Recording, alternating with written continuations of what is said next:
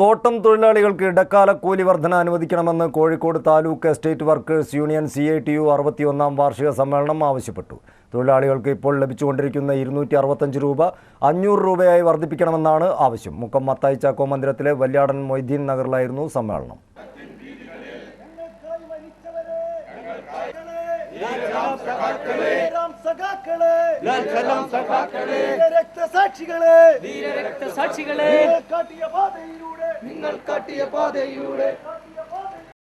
തോട്ടം തൊഴിലാളികൾക്ക് ഇടക്കാല കൂലി വർധന അനുവദിക്കണമെന്ന് Kozhikode taluk estate workers union CITU 61ാം വാർഷിക സമ്മേളനത്തിൽ ആവശ്യപ്പെട്ടു. തൊഴിലാളികൾക്ക് ഇപ്പോൾ ലഭിച്ചുകൊണ്ടിരിക്കുന്നത് 265 രൂപയാണ്.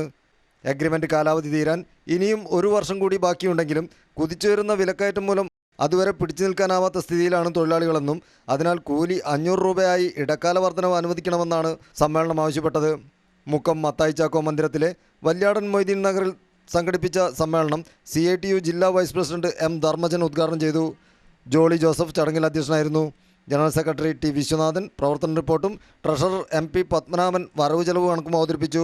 SSLC പരീക്ഷയിലെ ഉന്നത വിജയികൾക്ക് A ചന്തുവേട്ടൻ സ്മാരക endowment CITU area secretary NV Krishnankutty വിതരണം ചെയ്തു.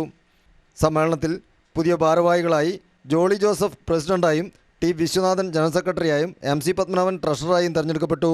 CTV പ്രാദേശിക വാർത്ത മുക്കം.